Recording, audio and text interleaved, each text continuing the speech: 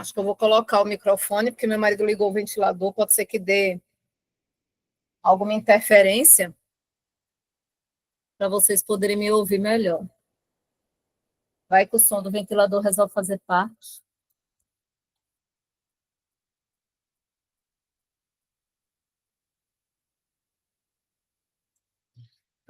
Então tá, vamos lá compartilhar. Eu vou começar pela parte de terapia ocupacional escolar, e depois a gente vai para o terapia ocupacional, né, no ambiente clínico. Qualquer dúvida, vocês me interrompem.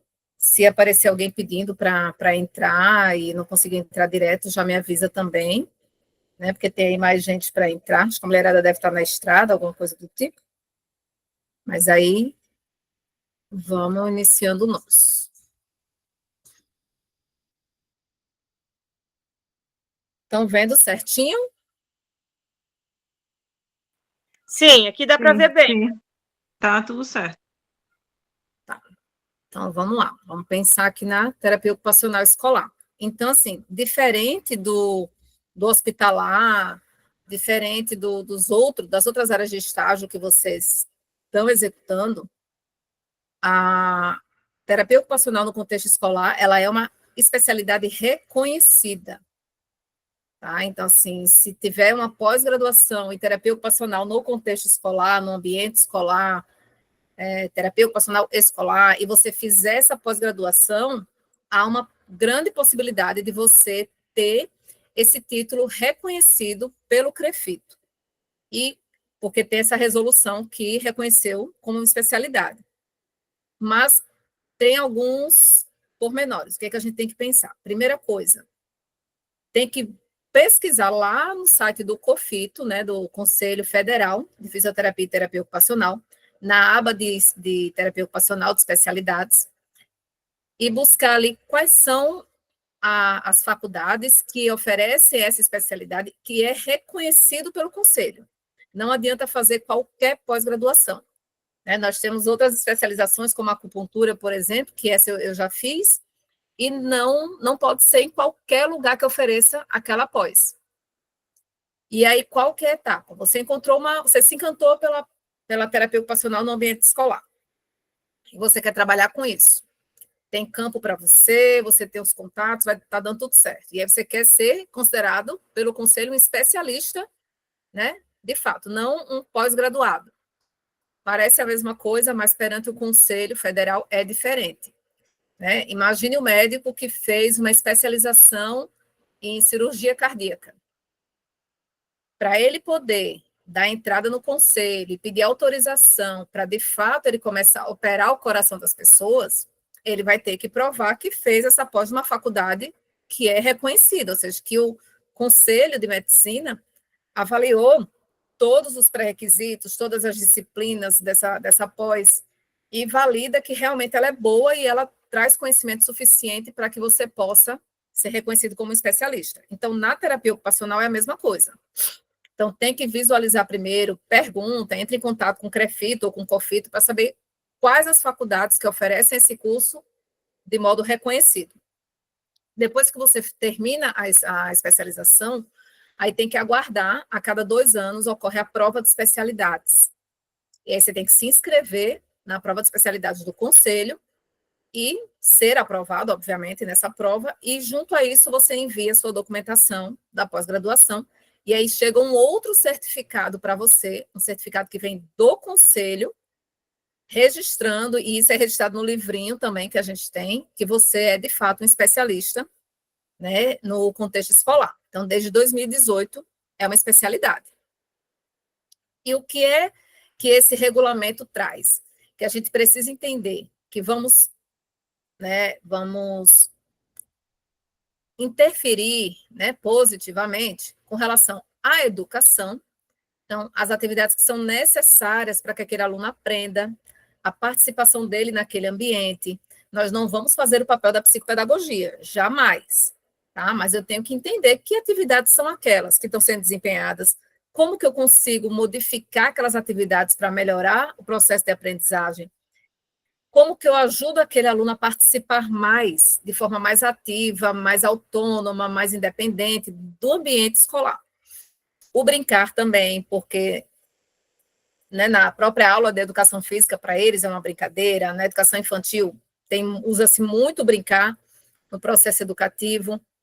Então, assim, o brincar, ele envolve tanto um desenvolvimento físico, como um desenvolvimento emocional, psicológico, social. Ele traz todo o caráter de aprendizagem, porque tem a repetição, tem a memória, né, de como que é uma brincadeira, quais que são as regras. Então, tem muita coisa envolvida. E o brincar, ele é um dos componentes considerados como fundamentais, né, dentro da terapia ocupacional, dentro do Ministério da Saúde, para você considerar uma pessoa saudável. O brincar, pareado ali com o lazer, né, obviamente, de acordo com a faixa etária. Então, o indivíduo que ele está muito bem de saúde, ele está trabalhando, ele está independente, ele está autônomo, mas o lazer dele é zero. A criança que o brincar dela é zero. Ela não está saudável. Falta aquilo ali. E não importa qual tipo de limitação essa criança apresenta. Se ela é uma criança, o brincar tem que fazer parte do dia a dia dela. E aí a gente tem que observar que o brincar, ele é uma atividade que é espontânea. Então, quando a gente está, às vezes, na escola, que é o professor que está dominando, às vezes essa atividade não vai ser espontânea. A participação, ela não é espontânea, o tipo de atividade não é espontâneo, o momento de interromper a atividade também não é espontâneo. Então, a criança tem que ter aqueles momentos em que ela vai ter que interagir de forma independente com os demais colegas, né, com os pares, e desempenhar o brincar de fato, né, como atividade espontânea. Tem que trazer satisfação, tem que trazer divertimento, a criança tem que sair alegre daquilo ali, né, não aborrecida, irritada. Se a criança vai brincar e só briga, e se irrita, e não dá certo com o colega, alguma coisa está errada nesse processo do brincar. Algo ali a gente precisa entrar, porque essa criança não está sabendo brincar. O lazer, que é uma atividade não obrigatória, mas ela é intrinsecamente motivada e realizada durante o tempo livre. Então, pode ser um tempo livre ali na entrada antes de ir para a sala de aula, quando acabou ali a aula, ou aquele intervalinho ali entre o lanche e a próxima aula, em que eles brincam, né? Exploram um parquinho, que aí pode ser de forma individualizada, pode ser com os colegas, uma atividade, vamos supor, uma atividade esportiva, que não é obrigatória, a educação física, obrigatória, mas a escola oferece natação, balé, judô, jiu-jitsu, e a criança vai participar daquilo ali de um modo prazeroso. Né? É o lazer dela, é o hobby dela, tem música, tem outras coisas, não precisa ser uma atividade direcionada inteiramente ao brincar. Além da educação, do brincar e do lazer, também as AIVDs, o descanso e o sono. Quando a gente pensa AVD é uma coisa, AIVD é outra. Né? Atividades de vida diária é o comer, é o dormir, né? É o vestir. Quando a gente pensa em atividades instrumentais, elas se relacionam a eu conseguir entender e conseguir me deslocar do carro para a escola, da casa para a escola, eu conseguir organizar aquele material que eu preciso utilizar, eu entender onde que é a minha sala, eu conseguir ir para a fila do lanche e pegar o meu lanche e me organizar para sentar. Então, são coisas que envolvem essa movimentação independente ali da escola. Se a gente for pensar no adulto, é o trabalho, é o deslocamento até o trabalho, é o uso do dinheiro, é a organização temporal e espacial, né? É o desempenho dele dentro do emprego. Isso é uma atividade instrumental de vida diária, uma AIVD. Descanso e sono. Uma criança que não descansa, uma criança que não dorme o suficiente, ela não vai ter motivação nenhuma para estudo. E aí, às vezes, vai chegar no consultório de vocês, essa criança tem TDAH.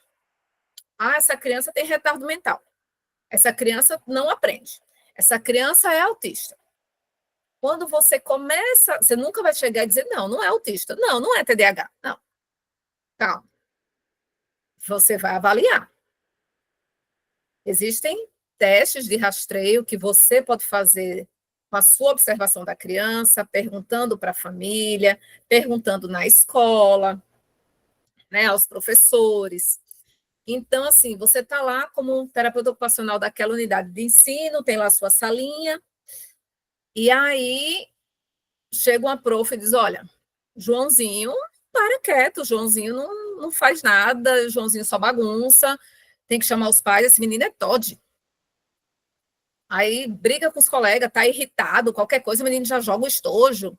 Você chama o menino na sala, começa ali conversando, fazendo uma atividade mais leve, e o menino te solta uns 50 bocejos e que não dormiu direito, que às vezes o pai e a mãe brigou, que às vezes no final de semana a família fica com som alto até não sei que hora e ninguém ajeita a criança para a criança dormir, que a criança às vezes dorme numa cama com mais 4 ou 5 pessoas, então não tem um espaço. Então, quando a gente analisa o contexto de vida daquele indivíduo, todas as razões e os porquês dele se comportar daquela forma, a gente consegue identificar se é, de fato, alguma situação neuroatípica ou não. Porque não se enganem, o médico não vai investigar tudo isso. E é por isso que a gente vê tanto laudo errado. E aí cabe a gente, chegou no teu consultório, chegou na tua sala, dentro da escola, dentro de qualquer outro ambiente, você vai ter que analisar isso. Será que realmente essa criança precisa de um psicopedagogo? Será que precisa de um psicólogo? Será que é ela que tem que ir para o psicólogo, não é o pai e a mãe? Né? Então, a gente precisa analisar todas essas questões. E o descanso e o sono têm um peso muito grande. Imagine a gente, quando a gente trabalha virado, né? A colega que dá plantão, quando você trabalha virado, quando você não tem um descanso apropriado, quando você tem muita coisa para fazer, a gente se irrita até com a respiração do lado da gente. Imagine uma criança, né? Que está ali com o cérebro a todo vapor. E quais são os objetivos? Quando a gente pensa em terapia ocupacional, os objetivos, vocês vão perceber que eles se repetem muito. Né? Porque não tem como fugir disso. A gente adequa, né, adapta a cada realidade que a gente envolve. Mas autonomia e independência, não tem como fugir disso. Terapia ocupacional é autonomia e independência. A participação na escola, uma criança que não tem participação, ela não é autônoma dentro da escola. Às vezes falam assim, né? Aquela escola é inclusiva. Por quê? Porque ela tem prof de apoio, porque a criança pode frequentar, mas aí quando chega na hora de uma apresentação escolar, às vezes escolhe um lugar que tem uma escada para subir e a criança é cadeirante e alguém tem que carregar.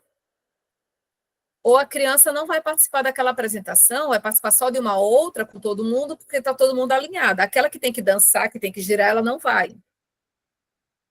A criança tem uma sensibilidade auditiva enorme.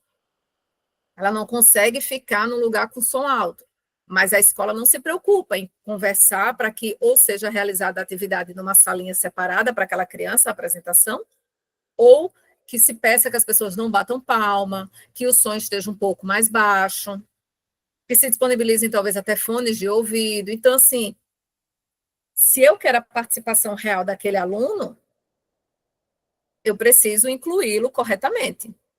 Né? Inclusão não é só aceitar, admitir a criança na escola.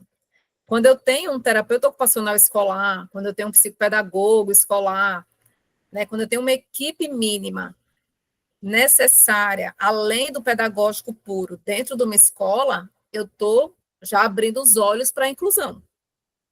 Eu conheço colegas que trabalham dentro de escola.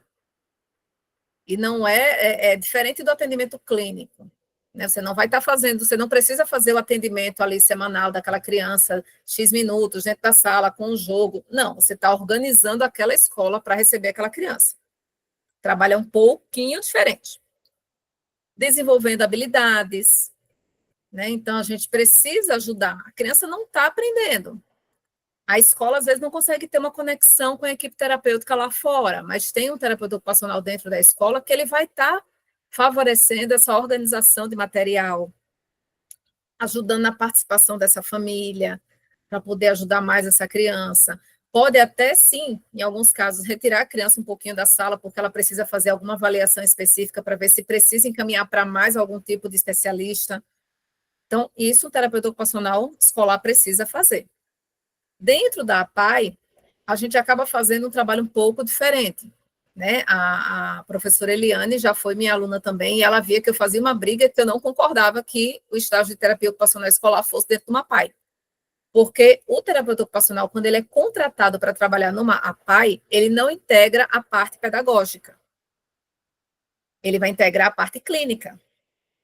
E ele geralmente não pode interferir na parte pedagógica. Então, ele não faz um trabalho de TO escolar. Né? Agora, se ele está dentro de uma escola e ele intervém com professores, intervém com equipe, intervém com a estrutura do lugar e com o aluno, aí ele está sendo um TO escolar. E como que a gente faz isso? Então, a gente precisa primeiro observar o aluno nos diferentes contextos da escola. A escola sinalizou, a professora sinalizou, olha, tal aluno está me dando trabalho. Então, a gente conversa com essa professora, né? A gente entrevista essa professora para entender o que está acontecendo, e aí a gente chama a família para ver se o que a família traz bate com o que a professora está observando. A gente nunca vai dizer, olha, estou te chamando aqui porque a prof falou que o teu filho é assim, assim, assim. Jamais. Jamais.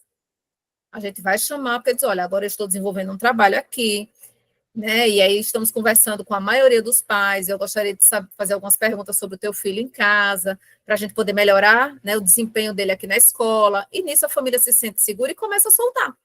E aí você vai ouvindo, pô, a prof falou isso também. Ou então em casa ele é de um jeito, com a prof ele é de outro. Então será que o problema é a criança ou é a prof? Então a gente precisa analisar todo o ambiente para poder entender o que está acontecendo. E, quando possível, conversar com a criança também. E aí a gente precisa observar como que é essa criança na sala de aula, como que é essa criança na hora do intervalo ali do lanche, se ela consegue permanecer na fila, né, se ela tem dificuldade de ficar naquela fila, como que é o uso do banheiro da escola para ela, o uso do bebedouro, as atividades extras curriculares ou atividade de educação física, como que ela desempenha, aula de artes, as aulas que fogem ali do currículo comum, né, que são mais dinâmicas, como que essa criança se desempenha. Quando tem a apresentação da escola, ela gosta, ela não gosta, ela se empolga, ela não se empolga. É uma criança que ensaia, chega na hora, nunca vai. Se precisar ir, a escola tem um palquinho onde as crianças vão lá, se manifestam e tal. Se precisar que essa criança vá, que esse aluno vá, será que ele vai? E o que é que ele faz? Então, a gente precisa observar todo esse contexto, fazer um desenho geral, holístico, daquela criança. E utilizar também de testes e escalas. Não só vocês, mas as meninas dos outros grupos às vezes me perguntam muito, prof, testes e escala, qual que eu uso, qual que eu uso? Gente, não tem uma coisa que eu digo, olha, usa isso, usa aquilo, porque são tantos testes, são tantas escalas, são tantos protocolos, e cada um vai se adequar a uma necessidade e a um perfil de pessoa. E somado a isso, a como que você se sente enquanto profissional em aplicar aquela escala, aquele teste, aquele protocolo. Então, eu posso chegar para você e dizer, aplica o SNAP 4 para ver se essa criança tem algum rastreio ali de TDAH. Mas você pode dizer, prof, eu não gosto do SNAP 4. Eu acho ele muito raso, eu não consigo entender. Mas eu vi lá que na psicopedagogia tem um teste assim, assim. Posso usar? Se não for exclusivo da psicopedagogia, pode. A gente nunca vai conhecer todos os testes a fundo. Né? Se a gente for pensar na terapia ocupacional, vai ter teste para ver qual é a motivação da criança, vai ter teste para saber como é que está o grafo motor da criança, vai ter teste para ver como é que está a socialização da criança. Só que isso você observa. Então, nem sempre você precisa de um teste para algo que você já está observando. Agora, se você vai intervir ali naquela situação, aí é bom ter um teste, uma escala, um protocolo. Por quê? Porque ele vai te mostrar, olha, essa criança era para estar 80%, de acordo com a idade dela. Ela está 30%, então está atrasada.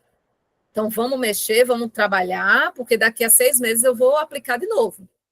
Subiu para 50%. Joia, faz um gráfico lindo, maravilhoso, mostrando que você reaplicou, a criança já subiu para 50%, o que ela não fazia, que agora ela faz, o que está faltando. Então, vamos trabalhar para poder chegar naquilo ali que a gente quer, sabe? Mas se eu estou observando ali num dia a dia, eu tenho que entender muito qual teste vai se adequar melhor para aquela criança e para aquela situação, qual a escala, se existe um protocolo específico para aquilo ali ou não, qual que eu gosto de trabalhar.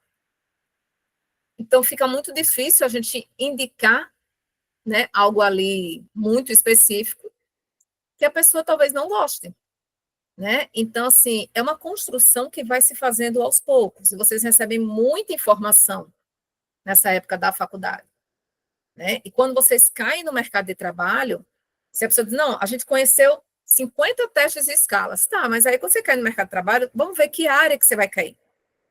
Aquela área que você cair, ela vai ter padrões específicos para serem aplicados, escalas específicas, perfis específicos, e talvez muitas das avaliações que você conheceu, você talvez nunca aplique. Então, vale muito mais você iniciar a atuação para poder buscar algo. E mais no final eu falo um pouquinho sobre essa questão de testes, que era o que eu estava conversando bem no comecinho ali com a professora Eliane. Então, as intervenções, como que a gente faz dentro de uma escola? Adaptação das atividades, né? Modificar aquela atividade para ela ser mais motivadora, mais desafiadora. Eu não vou pegar a atividade que a prof vai aplicar e rasgar e fazer outra, não é isso. Mas se eu estou vendo que aquela atividade ali não está fluindo, aquela criança daquele jeito, ela não aprende, eu posso estar orientando, conversando, adaptando junto com a professora para que ela faça aquela adaptação para a turma inteira. Porque se é algo mais motivador ou mais desafiador, não vai ser bom só para aquele aluno problema. Vai ser bom para todo e qualquer aluno que está ali. Todo mundo vai se beneficiar. E a prof não precisa ter 2 trabalhos, de fazer um para um grupo e outro para outro grupo. Ela pode melhorar para todos. Ou essa adaptação pode estar direcionada especificamente para a professora de apoio. Que hoje a gente vê muito assim, uma dificuldade nessa comunicação de prof regente para prof de apoio, quando elas deveriam trabalhar juntas. Elas deveriam estar na hora da atividade juntas, porque elas têm que discutir o que está sendo feito. O plano de aula tem que estar igual para as duas. Que atividade, que exercício que a prof regente vai aplicar, a prof de apoio tem que saber. Porque ou ele já tem que vir adaptado para ela, ou ela tem que saber previamente para poder adaptar. Então, assim, essa comunicação ela tem que existir. E se a gente é um terapeuta ocupacional dentro daquela escola, a gente precisa viabilizar aquilo ali. Treinamento de habilidades específicas, a escrita, a organização de material, o planejamento, ali com a agenda, com horários, com tempo e espaço, como que se resolve problemas. Quando a gente pensa em resolução de problemas, eu não estou falando de matemática, tá? A matemática pode estar envolvida, mas eu não estou falando disso. Mas de resolver problemas. A criança precisa ir ao banheiro e ela é tímida, ela não sabe como chegar na prof para falar que ela quer ir no banheiro e ela acaba fazendo xixi na roupa. E os colegas dão risada dela e ela fica com vergonha. Isso é um problema. A prof está dando aula. Ela não é obrigada a entender a particularidade de cada aluno para poder resolver o problema de cada aluno. Né? Ela pode fazer isso, seria maravilhoso, mas ela não é uma obrigação laborativa dela. Então, a gente precisa ajudar a identificar esses pequenos problemas. A orientação e o suporte, ali ao aluno, à família, né, aos professores. Por quê? Quem já é prof, ou quem convive com profs, ou quem tem filhos em idade escolar, vê claramente que a faculdade de licenciatura e de pedagogia não prepara para o atendimento de alunos com necessidades especiais. Não prepara, isso é fato. Não explica como que ele vai atender um aluno cego, um aluno surdo, um aluno cadeirante, um aluno com autismo. Não explica. Né? Então, assim, até porque cada indivíduo é único. Como que ele vai ter que fazer? Como que ele vai poder dar conta? Isso não é ensinado. Isso não é trabalhado. Isso é pincelado dentro das aulas e quando o cara se forma, é ele que se vire. E geralmente se forma e já cai como prof de apoio. Então, a gente precisa estar dando essas orientações e esse suporte para todo esse pessoal. Então, pode ser feito capacitações, reuniões, né, plantões de dúvidas, ter um espaço aberto onde o aluno pode chegar naquela salinha específica do TO escolar e conversar com ele um pouco, e mostrar, falar o que está acontecendo.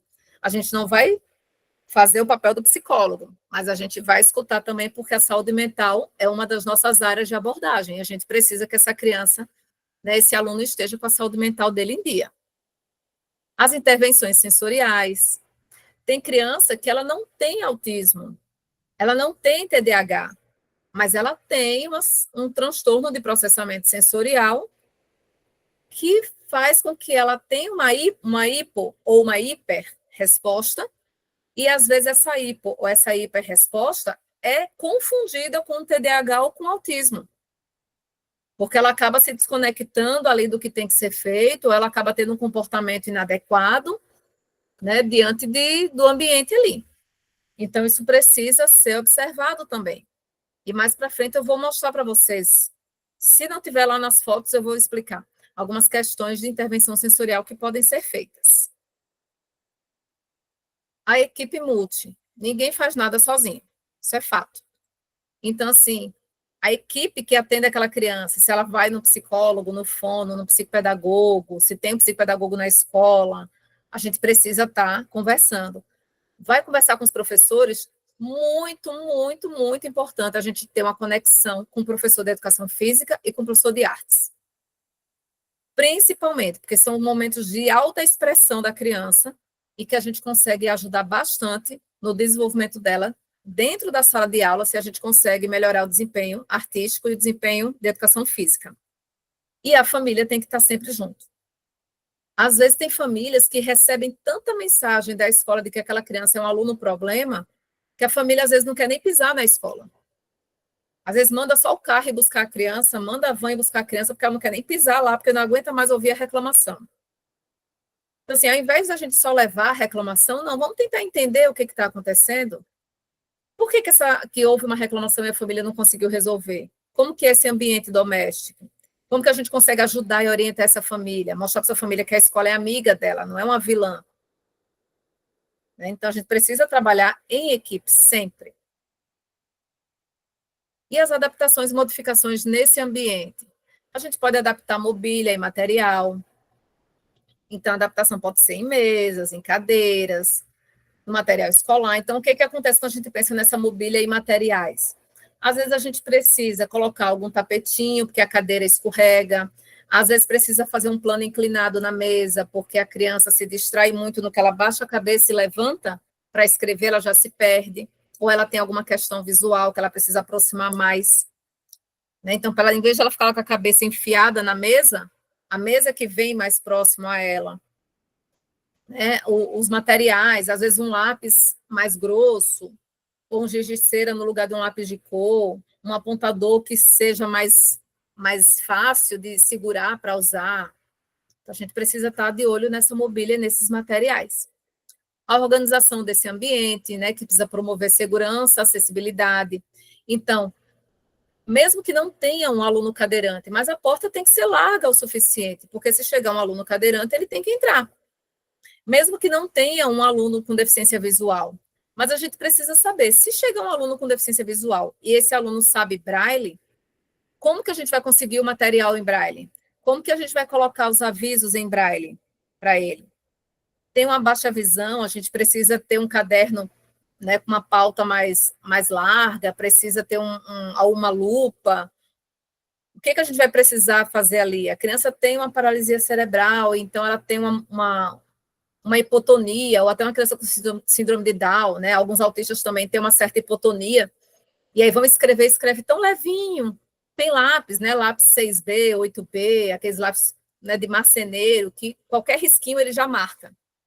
Então, a gente precisa ver essas adaptações para poder promover essa segurança, essa acessibilidade, Com relação ao uso do banheiro também, será que tem alguma coisa ali que atrapalha? O uso do bebedouro, tem alguma coisa ali que atrapalhe o acesso àquela água, o acesso àquele banheiro? A gente vê, às vezes, escolas que, de repente, é raro, mas acontece, escolas que, de repente, aquela turma inteira não tem ninguém com uma necessidade, voltada ao neuroatípico. Mas a criança é pequena e o papel higiênico fica lá no alto. E a criança vai para o banheiro sozinha, porque naquela idade não tem mais ninguém para ajudar ela no banheiro. E aí? Ela vai sair cagada do banheiro? Com perdão da palavra? Como que ela consegue o papel? Como que ela lava a mão depois? Ela consegue sozinha lavar de forma suficientemente boa? Então, às vezes, não é só a pessoa que tem uma necessidade especial.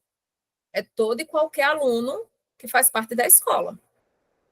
E as tecnologias assistivas, os softwares de apoio, os recursos de comunicação. Tem placas de comunicação, né, assistiva, tem jogos que são mais lúdicos, tem tanta coisa, né, a comunicação ali por tablet, tem tanta coisa que pode ser utilizado para poder ajudar, né, a criança na comunicação dela, para que ela possa interagir melhor com os colegas, para que ela possa participar das atividades. E tudo isso cabe a gente investigar e introduzir na escola. E aqui tem algumas imagens para vocês poderem ter uma noção. Tem alguns equipamentos de tecnologia assistiva, de adaptação. Alguns eles são comercializados. E eu acho uma graça, porque o comercializado ele fica mais bonitinho do que o que a gente inventa de fazer, né? Porque a gente é TO, não é artesão. A não ser que seja um TO artesão. Mas, assim, algumas ideias a gente veio para facilitar a pega da criança. Então, né, ali ao lado do número 1, é chamado de aranha-mola, é um adaptador para poder encaixar bem os dedos. E temos esse adaptador, né, no inverso ali, no rosinha, também um outro tipo de adaptador, que esse é mais comercial, né, mais vendida em papelarias, que a criança encaixa ali os dedinhos e vai escrever. Eu já vi criança se adaptar com a aranha-mola. Agora, com esse rosinha, nunca vi nenhuma criança gostar de usar ele. E é o mais comercialmente vendido, né? Tem outros tipos também bem parecidos, mas eu não vejo as crianças gostarem muito de encaixar o dedinho ali. E até porque ele não dá, você vê que ele não dá um input sensorial, né? Ele não dá um contato para ter uma entrada sensorial ali. Ele pega na ponta do dedo. Então, a criança facilmente ela tira o dedo. A aranha-mola, que é o azulzinho que está mais acima, ele dá 2 pontos, né, de sensibilidade. Então, num encontro e aqui no outro, né, entre falanges. Então, assim, segura melhor. A criança, para tirar da mão, não é tão fácil, não é só ela soltar, ele não vai cair. Então, isso ajuda ela a manter. Às vezes, uma criança que tem uma dificuldade de preensão, então tem ali aquela bolinha, que é tipo parece aquelas bombinhas de aferir pressão arterial, né? Que foi encaixado ali o lápis. Então, assim, é uma adaptação bacana. A criança, às vezes, não tem esse movimento, mas ela tem esse daqui. Assim, ela consegue e ela vai fazendo. O do meio é o engrossador, eu achei ele fantástico, porque imagina o quanto ele não chama a atenção da criança. A criança, às vezes, não quer usar o de baixo, porque né, o rosinha, porque vão olhar, não quer usar a aranha-mola, porque vão olhar que ela está usando uma coisa e tal. Esse do meio, acho que até a gente, se tivesse idade escolar, ia querer, né? Trocar as cores e segurar e todo fofinho. Eu acho ele bem, bem interessante. E o de baixo é um da tesoura. A criança às vezes não consegue ter força. Não só a criança, uma pessoa que teve um AVC também. E ali só de abrir e fechar um pouco a mão, ele já solta. Não precisa fazer força. Aqui também tem mais adaptações. Então, a gente vê uma adaptação ali para uso de pincel, para uso de lápis, uma pessoa que não consegue mais ter essa apreensão.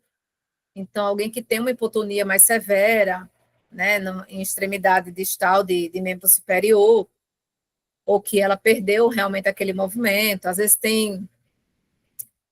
Esqueci agora o nome certinho aqui da doença. Mas tem, às vezes, algumas lesões de nervo que causam, né, essa ausência ou redução de movimento, de flexão, né, e algumas doenças neurológicas também, progressivas ou não, que podem causar isso. Mas aí a pessoa mantém a vontade dela de fazer, ela é uma pessoa independente, é uma pessoa autônoma, ela não quer ficar, né, na dependência dos outros, não quer ficar usando digital, ela quer escrever, ela quer se manter, então a gente faz uma adaptação. Quando a gente pensa em cadeira, né, essa imagem do meio ali da New Adapt, ela é uma cadeira que a gente vê que ela faz um bom apoio ali do pezinho, e vocês podem ver que ele tem uma regulagem, né, ali para aquele apoio de pé. Então, você pode ir subindo, diminuindo, de acordo com a criança. Então, assim, não é uma cadeira que é exclusiva, né, como a maioria das cadeiras de roda, não é uma coisa sob medida. Abaixo, ali no 3, que a gente vê as crianças sentadas na bola de Bobot, né, ou bola suíça, é uma ideia muito interessante que surgiu pensando em crianças que têm uma necessidade maior de movimentação. Não necessariamente elas são hiperativas, mas o fato dela precisar ficar sentadinha na bola, no lugar da cadeira, isso faz com que ela se movimente. Para a gente que está olhando, parece que está se movimentando menos para poder estar se arrumando, né, se organizando ali na cadeira. Evita que ela fique saindo da cadeira, porque se ela sai, ela perde a bola. Né? A bola vai sair rolando, ela vai ter que ir atrás. Então, assim, ela precisa, se ela tem necessidade de um movimento maior, ela consegue pular um pouquinho ali na bola, se movimentar para um lado e para o outro, né, brincar um pouco. Isso ajuda também a dar mais estímulo proprioceptivo, e os estímulos proprioceptivos, eles acalmam. Então, isso ajuda a criança a se concentrar mais durante a aula. E, no outro lado, a gente vê uma outra opção também, para a criança que precisa estar em movimento, né, que é uma faixa elástica ali colocada entre os pezinhos, né, anteriores da cadeira, que a criança pode apoiar o pé, balançar o pé ali, empurrar. Então, isso já ajuda bastante ali a manter a criança mais tempo na cadeira e mais tempo atenta. Às vezes a criança está na cadeira e começa roendo unha, mordendo lápis, né? Então, assim, de repente ela troca esse movimento repetitivo ali de mão para o do pé e consegue manter o foco durante a aula inteira. Então, a gente vai sempre pensar que aquele aluno, ele precisa desenvolver as habilidades funcionais dele. A escola está em busca disso, né? A escola vai trabalhar habilidades motoras finas e grossas, vai trabalhar principalmente habilidades cognitivas, as habilidades sociais e emocionais são colocadas à prova o tempo inteiro, né? A partir do momento que a criança começa a frequentar a escola, mas nem sempre a gente tem uma fluidez no desenvolvimento dessas habilidades, seja por questões, né, neurológicas, seja por questões físicas, seja por questões ambientais, né? Então, assim, nem sempre a gente tem uma equipe pedagógica tão empenhada, tão entendida, né, tão buscadora de conhecimento e de pôr em prática esse conhecimento para desenvolver as habilidades das crianças, independente das necessidades que elas apresentem, né, de entender que não estão todas igual uma receita de bolo. E aí, quando nós temos essa oportunidade de atuar como terapeutas ocupacionais no ambiente escolar, a gente vai estar avaliando também como que estão essas habilidades. Por isso que eu disse que não tem como a gente pegar um teste específico. Tem testes em que você já vai ver tudo isso, em um teste só. E tem testes que são específicos para cada coisa, você vai observar. Então, vai depender muito da criança e também do quanto aquela unidade de ensino te dá de espaço para que você possa atuar com aquela criança e atuar com aquela equipe. O quanto aquela equipe também aceita que você vá lá e interfira, né, no que está sendo desenvolvido, que você sugira atividades, que você avalie atividades, que você observe a aula. Nem todo mundo se sente à vontade, isso a gente também tem que entender. A inclusão e a participação escolar, elas têm que estar sendo vistas sempre como uma premissa, não é uma questão de lei, né? É uma questão de humanidade, de empatia, da gente se colocar, de fato, ali no lugar do outro, né? E se fosse comigo, e se fosse com meu filho? Uma coisa que eu acho muito legal para a gente pensar sempre em sermos terapeutas ocupacionais cada dia melhores eu gostaria que o meu filho fosse atendido por mim? Eu levaria o meu filho para ser atendido por mim? Então, quando a gente pensa dessa forma, a gente entende que a gente tem que ser o melhor. Sabe? Não é o melhor para competir com os outros, mas você tem que dar o seu melhor para cada paciente que chegar para você, para cada aluno que chegar para você, para cada cliente que chegar para você. Porque você tem que atendê-lo e trazer um retorno para ele da mesma forma que você gostaria que dessem o retorno e trouxessem para você e para as pessoas que você ama. Então, a diversidade, a gente precisa respeitar a diversidade, né, de necessidades, de aprendizados, de estilos de aprendizagem. A gente observa muito nesse momento, quando a gente fala em diversidade, né, vem N coisas na nossa cabeça, nós estamos passando por um boom, né, que aos poucos eu acredito que vai se acalmando tudo, de a gente ter um grito de aceitação por todo e qualquer tipo de manifestação, né, que a pessoa pode ser quem ela quiser, da forma que ela quiser, como quiser, e a gente sabe que, felizmente ou infelizmente, não é assim que funciona. Né? Até para a gente expor, né, quem a gente quer ser, ou quem a gente, a partir daquele momento, assume a responsabilidade de ser, tudo tem hora, lugar, momento, ambiente, né? Então, assim, a gente tem que respeitar a diversidade, mas a gente tem também que ajudar a trazer a pessoa para a realidade do ambiente social no qual ela está inserida. E a inclusão, ela passa por criar, então, um ambiente escolar que seja inclusivo, mas que atenda a necessidade de todos. Inclusão não é para um, inclusão é para todos. Por isso que eu falei que se a professora consegue dinamizar a aula dela, porque tem uma criança que só funciona se a aula for dinâmica, aquela aula dinâmica, ela vai funcionar para todos os alunos. Ela não precisa que a prof. Apoio dinamize para um, enquanto ela dá uma aula monótona para os outros 30. Né? Ela pode dinamizar para todos. Eu acho que isso é o legal, né? Dinamiza para todos. Comunidade, vamos construir uma comunidade escolar que seja colaborativa, que promova a participação ativa de todos. Então, assim, quando você está no ambiente escolar, a criança tem que entender que aquela carteira, aquela mesa que ela senta, durante o horário que ela está na escola, aquela mesa é responsabilidade dela. Não é para riscar, não é para colar chiclete, né? É para cuidar daquilo ali, é para manter aquilo limpo e organizado. Que ela vai para a escola para estudar, ela não vai para a escola para fazer algazarra, para mostrar quem é mais forte, para mostrar quem desafia mais o professor. Não é para isso que ela está na escola. Não há necessidade disso. Que o lanche ela precisa colocar no lugar certo, que o lixo ela precisa colocar no lugar certo, né? Tudo tem o seu ambiente. Que se ela usa o banheiro da escola, ela tem que deixar o banheiro da escola, o que ela usou, organizado. Tem que jogar o papel no lugar certo, tem que dar a descarga. Não é para vai lavar a mão, não precisa lavar o banheiro todo junto. Então, é uma comunidade, você tem que, assim como a nossa casa é a nossa comunidade doméstica, e a gente faz de tudo para deixá-la organizada, a gente tem que ensinar para esse aluno que todo e qualquer lugar que ele vá, ele tem que mostrar que ele entende que aquilo é uma comunidade, se ele faz parte ou não faz parte, mas ele tem que mostrar uma organização ali dentro. Ele tem que ser colaborativo com aquele ambiente, com o bem-estar daquele ambiente.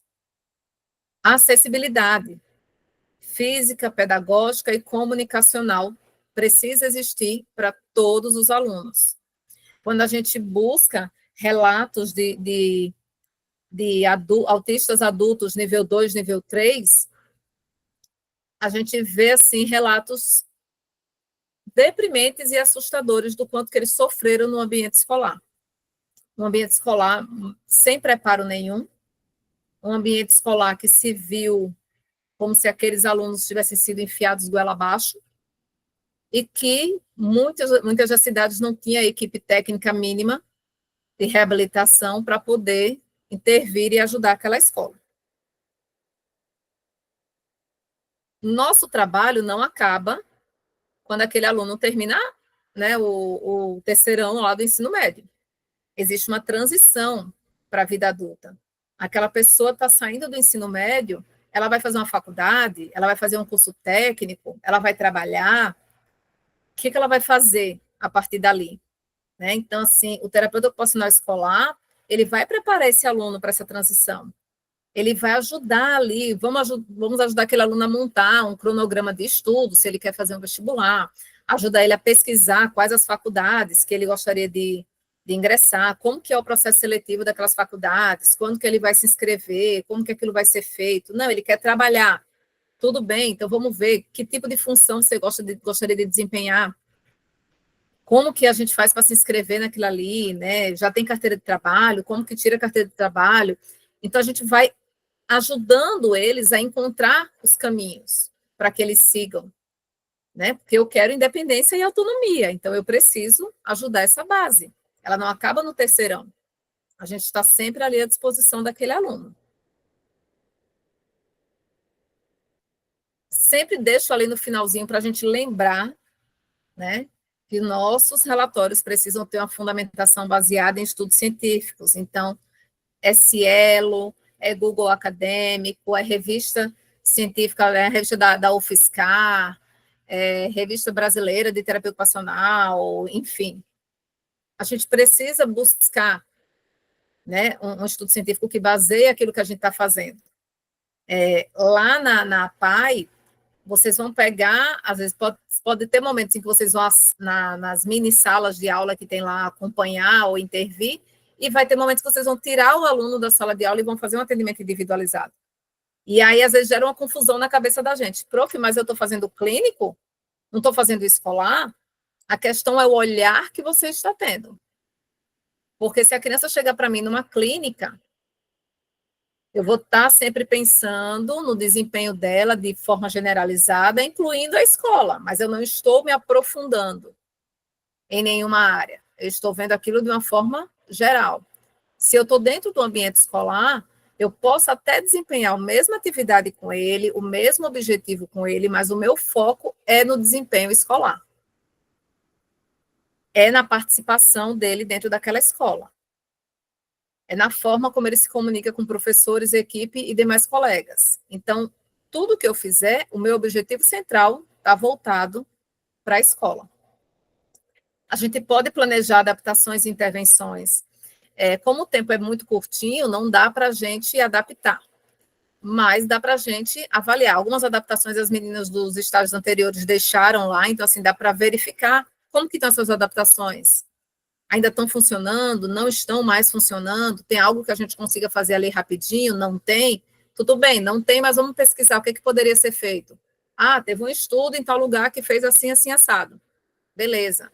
Então, não houve um tempo hábil, não houve acesso a materiais para que pudéssemos aplicar tal adaptação, contudo, verificamos, de acordo com fulano de tal, no ano tal, na revista tal, né, que pode ser feita essa adaptação para obter um resultado melhor no desempenho escolar.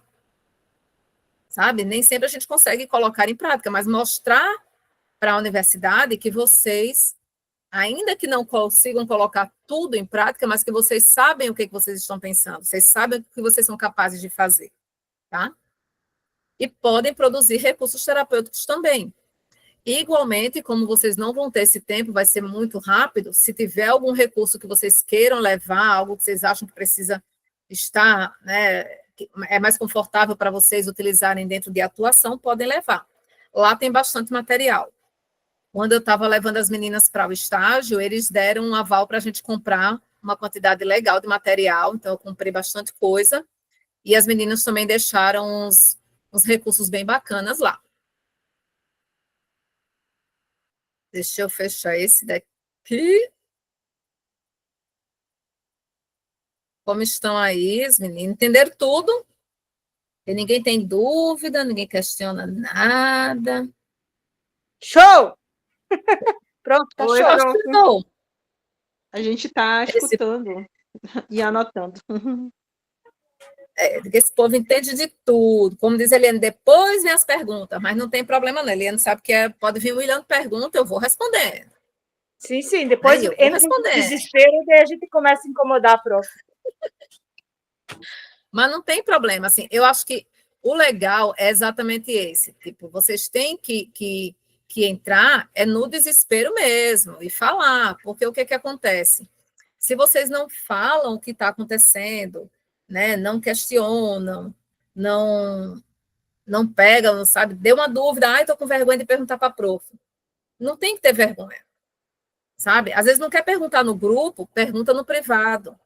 Prof, olha, aconteceu isso, eu estou com dúvida nisso, será que dá para fazer assim? Será que é desse jeito mesmo? Porque ninguém sai pronto, de lugar nenhum. Né? Então, assim, eu estou aí chegando ali pertinho dos meus 15 anos de estrada, e, nossa, quanta bobeira que não já fiz, quanto erro que a gente não comete no caminho até conseguir alinhar. Isso é normal, é natural, não tem problema nenhum com relação a isso, tá? Eu vou colocar agora a apresentação do outro, tá bom? Então, com relação ao escolar, Daiane, tranquilo? Tranquilo, prof. Então, tá bom. Também Vou abrir acho o clínico bem aqui. sossegado. Tá, né? Então, muito bem. Deixa eu puxar aqui agora. Aqui. Vamos para o clínico, então. Deixa eu ver. Cadê? Ele disse que está compartilhando. Ah, tá. Já disse que está compartilhando e não apareceu. Agora apareceu, né?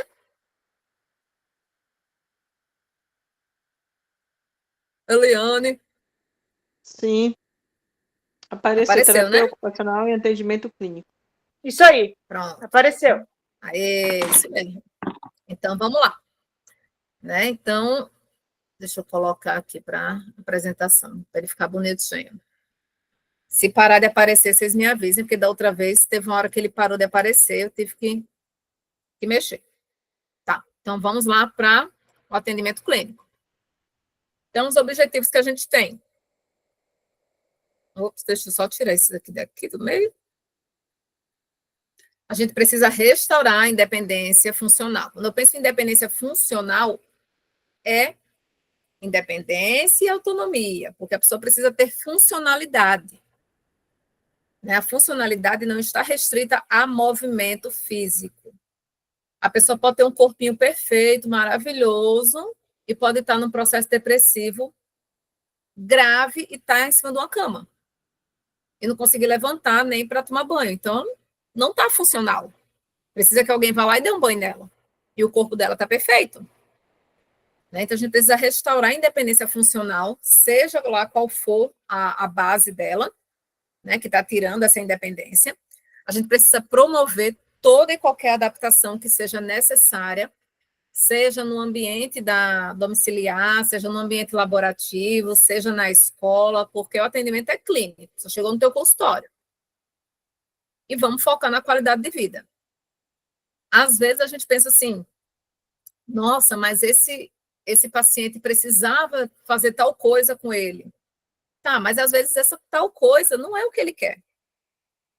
Às vezes ele quer outra totalmente diferente. Então, tem que focar na qualidade de vida. No que é qualidade de vida para ele. No que ele considera bem para ele. Né? Quando eu estava trabalhando no CAPS de álcool e drogas, a gente via paciente que tinha alta, lá eles ficavam internados até 15 dias, o paciente tinha alta, passava um tempo, ele voltava, mais 15 dias.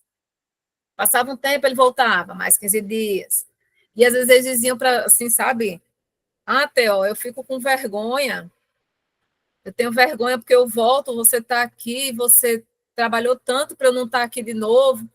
E eu dizia para ele, cara, que bom que você está aqui. Graças a Deus que você está aqui. Porque você podia estar na rua, podia estar na sarjeta.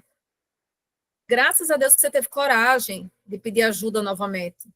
Você teve coragem de chegar até nós e dizer, não, eu quero tentar mais uma vez. Porque o serviço é para isso. Né? Não adianta eu dar lição de moral, não adianta eu dizer que o melhor é isso ou o melhor é aquilo. A pessoa que tem que saber qual é o melhor para ela. A gente vai buscando, né, tentando mostrar, tentando avaliar ali, né, mas não é a gente que vai determinar, é a pessoa. E aí, quando a gente está no ambiente clínico, os padrões, eles sempre se repetem. O olhar é que ele tem que ser diferenciado. Então, eu preciso fazer uma entrevista inicial. Se o atendimento é pediátrico, ou dependendo do quadro do paciente, você não vai fazer a entrevista inicial com ele. Você vai fazer com a família ou com o responsável. Quando é uma criança ou um adolescente, faça a primeira entrevista com a família. Porque sem a pessoa estar nem na clínica. Você não vai ver a pessoa naquele dia. Porque você precisa que a família esteja aberta para falar o que ela quiser. E às vezes a família vai falar umas coisas que não são legais. Algumas coisas que você tem certeza que não seria bom que o paciente escutasse, mas que você precisa escutar.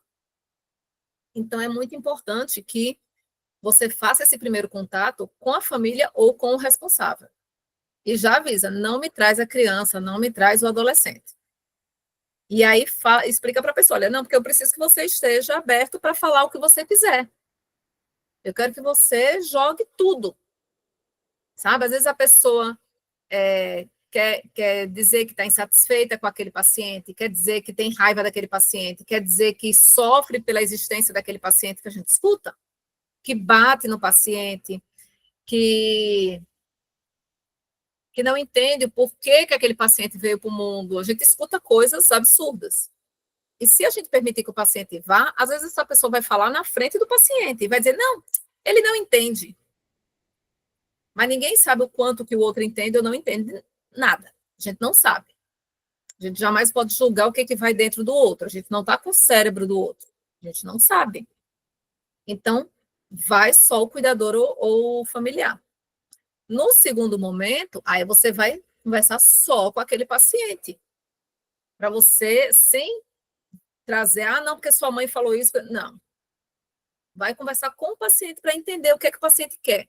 Que a família pega e fala assim, eu quero que ele aprenda a jogar bola. E ele chega para você e faz, olha, minha família quer que eu aprenda uma coisa que eu odeio, jogar bola. Você não vai ensinar ele a jogar bola. Você vai procurar saber, e o que você gosta? O que você quer? O que você precisa? Né? Então, assim, se o paciente consegue falar a necessidade dele, ótimo. Se ele não consegue, vamos descobrir junto com ele, por meio de algumas atividades ali, por meio de observações clínicas, a gente vai considerar o que a família falou, mas o que a família falou não é regra de lei. E aí a gente avalia essa funcionalidade. E aí cabe N avaliações também. Eu posso estar fazendo uma avaliação de rastreio, eu posso estar fazendo uma avaliação para poder montar o meu plano terapêutico, eu posso estar fazendo uma avaliação para reinserir essa pessoa na escola ou no trabalho, ou para que ela tenha maior motivação dentro de casa, ou para eu poder indicar outras terapias com outros profissionais de outras especialidades. Então, as avaliações, elas vão ocorrendo.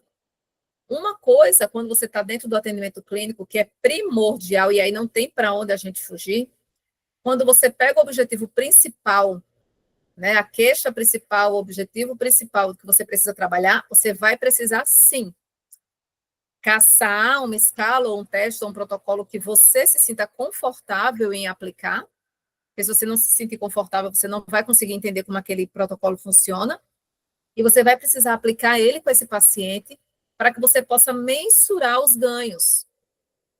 Essa coisa antiga da gente fazer um relatório apenas descritivo, isso já está caindo por terra. Claro, dependendo da demanda de pacientes que você tiver, é isso que você vai fazer. Né? Porque se você trabalha 30, 40, 44 horas, como que você vai parar para avaliar bem o paciente, montar um gráfico de onde ele está, um gráfico de onde você quer chegar, escrever o plano bonitinho, registrar se aconteceu, se não aconteceu? Não dá tempo. Não tem como. Quando as pessoas falam, né, a análise do comportamento aplicada, o ABA, ele está muito em alta, por quê? Porque ele te obriga a fazer isso. Né? Eu vejo muitas linhas, eu não entro em discussão, eu vejo muitas linhas de colegas terapeutas ocupacionais que dizem, não existe TO-ABA. Esse negócio de TO-ABA, isso não existe. ABA não é para terapia ocupacional. Terapeuta ocupacional não faz ABA. Mas quando você vai ver, essas pessoas nem sabem o que é o ABA. Elas têm uma visão distorcida do que é o ABA. ABA você faz todo dia. No momento que você vira para o teu filho que está aprontando e você mostra o chinelo para ele, aquilo é ABA. Você está retirando, você está acrescentando um estímulo aversivo para retirar um comportamento interferente dele. Sabe? É ABA. Só que a gente não estudou, não preparou para isso.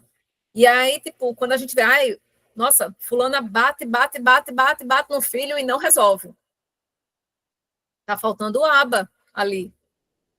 Porque não está, aquele comportamento da mãe não está sendo solução para o problema que está se apresentando. Vai ter que analisar o comportamento, encontrar uma outra solução, testar essa solução, entende? Então, assim, quando eu acredito, eu gosto de trabalhar com ABA e eu acredito que o terapeuta ocupacional, quando ele tem acesso a essa ciência, independente se ele vai se considerar um terapeuta que trabalha com ABA ou não, mas o fato dele ter acesso a essa ciência vai abrir portas também para alguns testes e escalas específicos que te dão uma terapia pronta. Porque ela te dá um protocolo onde você avalia aquilo ali, e quando você vai avaliar, você encontra muito da terapia ocupacional dentro daquela avaliação, e aí aquela avaliação, ela já te dá um gráfico, que já te dá os pontos que estão ausentes ou em declínio, e ele já te dá o que você tem que fazer para resolver aquele declínio. Pronto, te dá pronto. E quando você vai analisar, aquilo ali se encaixa perfeitamente no teu comportamento, na tua atuação de terapia ocupacional. É somente a forma que você quer ver. E a forma que você vai atuar. Então, assim, prof, mas eu não tenho conhecimento da ciência ABA, não tem problema. Mas você vai precisar buscar alguma avaliação ou algum protocolo para te guiar dentro da necessidade essencial daquele paciente, para que você possa, a cada 6 meses, ou uma vez por ano, ou a cada 3 meses, apresentar um relatório mostrando, olha, ele estava aqui e agora ele está aqui, mas ele pode chegar aqui. Então, era para estar aqui em cima, estava aqui embaixo, já estamos na metade do caminho. E eu sei o que falta, eu sei o que eu vou fazer. E aí eu sei o que eu posso cobrar da família, porque aquilo que eu estou fazendo lá uma vez por semana, 2 vezes por semana, eu preciso que a escola faça, eu preciso que a família faça. E aí eu sei exatamente o que eu vou pedir para que aquela pessoa evolua. E quando eu tenho os relatórios com gráficos, eu estou provando que aquilo funcionou, que a participação da família e da escola deu um resultado bom. Se eles continuarem ajudando, a gente vai conseguir evoluir mais. Nenhum paciente é eterno. Ai, prof, mas tal diagnóstico precisa de terapia para sempre. Jamais. Nenhum diagnóstico precisa de terapia eterna. Isso é balela. Precisa de bons profissionais que evoluam ou que mantenham o quadro. Se você pegar uma pessoa com AVC, que já passou do prazo ali de 2, 3 anos, que é o ápice da recuperação. Cara, você vai passar 15 anos atendendo ele e vai ter coisas que você não vai mais ganhar. E aí você vai ficar atendendo. Não, eu estou atendendo ele para manter. Cara, você está atendendo uma vez por semana para manter? Por que você não ensina a família a fazer todo dia para manter? Porque a família está gastando dinheiro. Sabe? Então, assim, e você não fica sendo um profissional bem visto. Meu Deus do céu. Mas Daiane passou 10 anos que aquele paciente não mudou nada. Ninguém vai dizer, nossa, passou 10 anos, ele não piorou. Não, ele não mudou nada. Entende? Então, assim, a gente precisa ter uma linha de crescimento com o nosso paciente até o momento que ele vai estagnar. Estagnou, mantém-se por um tempo, ensina-se a família como é que se mantém e tchau e benção. Volta daqui a 2 meses, daqui a 3 meses, para eu ver se não piorou. Para eu ver como é que tá. Para isso, a gente precisa ter um plano terapêutico. Então, eu preciso compreender, né? Eu tenho que ter uma compreensão dessa doença que levou essa pessoa para essa condição. Né? Seja uma doença, seja uma deficiência, o que levou ela até o quadro que ela está hoje? Ela está depressiva, mas está depressiva por quê? Ela sempre foi depressiva? O que aconteceu? Desde criança. O que acontecia na infância dela? O que aconteceu na adolescência que essa depressão, em vez de sumir, ela aumentou? O que acontece na vida adulta? Alguma coisa acontece, ninguém é doente do nada. Né? Como que eu adapto a rotina de cuidados ali da equipe de saúde? A criança, desculpem, o paciente vai ter atendimento só comigo, com outros profissionais? Como que a gente organiza para não ter uma sobrecarga ou também não ter muito tempo ocioso? Como que a gente conversa ali com a família para também ter esses cuidados dentro do ambiente? Né? Quando a gente pensa ali, que desequilíbrios emocionais estão envolvidos com aquela doença?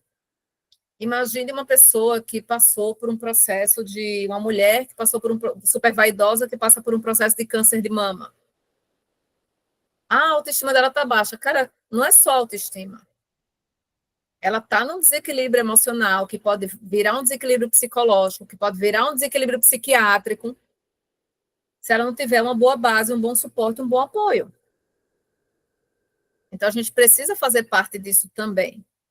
Eu tenho que entender que alguns quadros, né, alguns quadros de doença, eles vão levar a uma perda de autonomia e uma perda de poder de decisão, principalmente se eu faço um atendimento ao idoso. E aí eu preciso estar conversando com essa família, porque essa família diz, nossa, mas ele é preguiçoso. Ele não é preguiçoso, amor, ele não consegue mais fazer. E, às vezes, o idoso, ele é teimoso, ele não aceita que ele não consegue mais fazer. Ele quer fazer. A minha mãe, ela fala assim, mas eu sempre fiz isso. Eu disse, tá, você sempre teve 79 anos, né, meu amor? Você tem 79 anos há quantos séculos? Né? Se um cachorro vier atrás de mim, eu não vou correr igual como eu corria quando era criança. A gente não tem a mesma energia, né? É diferente. O declínio é normal, ele é natural, ele vai acontecer, a gente precisa ter consciência disso, as pessoas que convivem com a gente precisam ter consciência disso, que é natural, e ele vai acontecer, e a gente vai precisar da ajuda do outro. Que abordagens que a gente pode utilizar dentro do ambiente clínico? As mais diversas possíveis. Quando a gente pensa em terapia ocupacional no Nordeste, né, falo do Nordeste porque é de lá que eu sou, a gente consegue ter uma liberdade maior para que você escolha uma abordagem ou uma especialidade e fique só nela. Então, assim, eu tenho colegas que trabalham só com determinada coisa ou só com determinado público, porque tem terapeuta ocupacional suficiente. Aqui no Sul é muito difícil. Tem colegas que fazem isso, mas é muito difícil você chegar e dizer, não, eu só vou atender criança até tal idade com tal perfil. O resto, dane-se, não vou atender. Mas, independente do quadro de pacientes que você quiser atender, quiser ter como seu público, você tem que saber como que você vai trabalhar. Você pode fazer o uso de arte-terapia, você não precisa você não precisa ter curso de arte-terapia, nem ser um arte-terapeuta, né, pós-graduado. Você não vai vender o serviço de arte-terapia, por favor, que aí é outra profissão.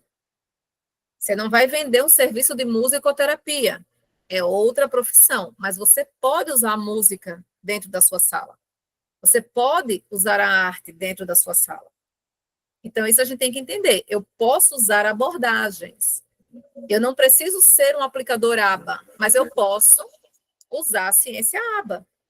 Eu posso não ter a certificação internacional de integração sensorial completa, mas eu tenho cursos correlatos que me dão uma base em que eu não vendo o serviço de IS, mas eu consigo trazer um pouco da IS para dentro da minha sessão. Isso a gente pode e deve, a gente tem que, nós somos TOs, então a gente tem que abrir o leque. Então, a arte-terapia, você vai usar a expressão artística para poder comunicar aquela pessoa, ter uma descoberta daquela pessoa. Então, assim, quando a gente faz uso da arte para chegar junto, né, do indivíduo, é maravilhoso como você consegue enxergar coisas que, às vezes, a boca não fala, né, mas o coração joga e você consegue fazer uma conexão com aquele indivíduo. Depois eu vou tentar mostrar duas imagens para vocês. A terapia centrada no cliente. Essa eu acho que é uma base de abordagem terapêutica que todo mundo deveria seguir. Porque o que é ela? Você vai centrar nos interesses do cliente. Não é difícil. Ah, mas a mãe tem tal queixa, mas o paciente não é a mãe. É aquele cliente ali. A esposa, não. O meu cliente é aquele. E aí eu vou dinamizar em cima daquela atividade do cliente, nas metas daquele cliente, os objetivos dele. Eu não vou chegar para ele e dizer, olha, vamos fazer o seguinte então, olha, primeiro a gente vai alcançar isso, depois a gente vai buscar aquilo, não. Olha, nós temos essas coisas aqui para alcançar. O que você acha que a gente deveria trabalhar primeiro? O que você gostaria que a gente fizesse primeiro? Ah, eu quero primeiro trabalhar como que eu faço para fazer compras no mercado. Ótimo, então vamos trabalhar em cima disso. Depois eu quero aprender como é que eu faço para usar um computador. Ótimo, depois nós vamos fazer aquilo. Então, você pode dinamizar a sua terapia dentro do que o paciente quer. Você vai centrar sempre nele. A terapia é baseada na comunidade. Você envolve a comunidade para promover inclusão e participação social. Então, no caso da terapia baseada na comunidade, você precisa, de fato, ir até a comunidade, estar na comunidade. Então, assim, você às vezes vai, né, acompanhar aquele paciente numa ação social, numa atividade ali que é da comunidade, numa festa do bairro, num evento de família, num evento da escola, no cinema, sabe? Você vai trazer um pouco mais de inclusão e de participação social para ele nos ambientes sociais que são do interesse dele. E aí eu trouxe um instrumento aqui para vocês verem. Esse instrumento, eu acho ele muito interessante, porque quando a gente pensa no Apgar, a gente associa bastante ao Apgar do... Prof, Oi, a apresentação fica só aberta em terapia ocupacional e atendimento clínico, não vai dando andamento nos slides. mas vocês me falam isso agora, gente. Meu Deus. Espera aí. Saiu agora? Sim, agora se apigar familiar. Mas deixa eu mostrar os outros 3 slides aqui para vocês.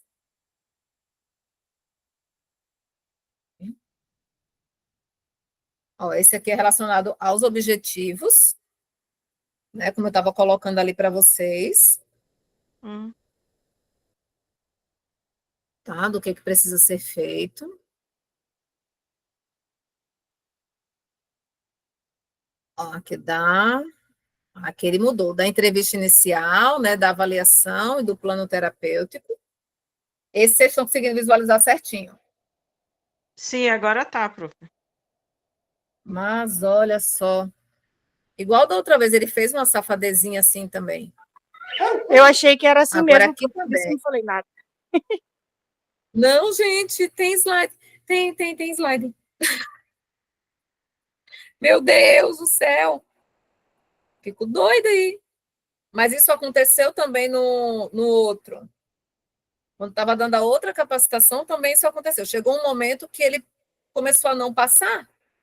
E aí a gente acabou puxando para poder ele passar. Aí eu disse, meu Deus do céu, mas que bom que vocês sinalizaram aí, sinalizem, pelo amor de Deus. Não deixem de sinalizar. Tá? E agora sim a gente vai no apigar familiar. Tá? Passou, né? Passou certinho. Eu vou deixar ele assim, que aí eu consigo visualizar aqui, eu abaixo e visualizo vocês também. Então, assim, o apigar familiar. Quando a gente pensa em Apgar, a gente lembra do Apgar que a maioria das pessoas da saúde conhecem, que é quando o bebê nasce. Né? No primeiro minuto, e ali com 3 minutos, com 5 minutos, com não sei o que lá, vai vendo ali como que foram os reflexos, coraçãozinho, respiração, coloração, e vai pontuando, dá uma notinha de 0 a 10, de 7 a 10 é o ideal, mas 7 já apresenta um certo sofrimento ali. O esperado é que a segunda nota seja maior do que a primeira, porque é um sinal de que houve uma recuperação. Crianças com uma nota abaixo de 7 é complicada a situação. Eu já vi Apgar de uma criança que o primeiro foi 0, o segundo foi 3. Então, assim, imagina o quadro, né, de dano neurológico dessa criança. Graças a Deus está viva até hoje, mas o dano é bem relevante. E como que se dá esse Apgar familiar? Vê como ele é facinho da gente preencher. Geralmente o Apgar, ele é facinho, né? Então, a gente tem, ó, são 5 itens apenas, tá? Então, no primeiro item, eu vou perguntar para aquele paciente se ele está satisfeito, né? Pois pode recorrer à família em busca de ajuda sempre que alguma coisa estiver incomodando ele ou preocupando ele. Então, se ele sempre, 2 pontos. Às vezes, 1 ponto. Não dá para contar com a família. 0. No 2, está satisfeito, né? Pela forma como ele, como a família e ele conversa, compartilha os problemas. Mesma sequência de pontuação. No terceiro, a família aceita ele, apoia os desejos dele, né, de iniciar, de buscar novas atividades, de novos caminhos, de novas direções. Tem aquela família que diz, não, meu filho vai ser médico, meu filho vai ser não sei o que lá. E aí, quando a pessoa quer fazer outra coisa, é o caos. Né? Estou satisfeito do jeito que a minha família demonstra afeição e reage às minhas emoções, né? Não só de alegria, mas também de raiva e de mágoa. E aí vai pontuar também. E está satisfeito com relação ao tempo que passa junto e que compartilha com a família? Vai marcar ali. Apenas um item, né? Ou a nota é 2, ou é 1, é 0. E aí vocês vão somar aquilo ali. Se der de 0 a 4, é uma família que tem um grau elevado de disfunção. De 5 a 6, a disfunção é moderada. De 7 a 10, tem uma boa funcionalidade. Aí a gente já consegue ter um parâmetro de como que é essa família. Será que o problema realmente é o meu paciente ou é a família? O que eu recomendo? Quando vai se utilizar o APGA, essa parte de interpretação do score total, você não deixa o paciente ver. Corta aquilo ali e guarda para você.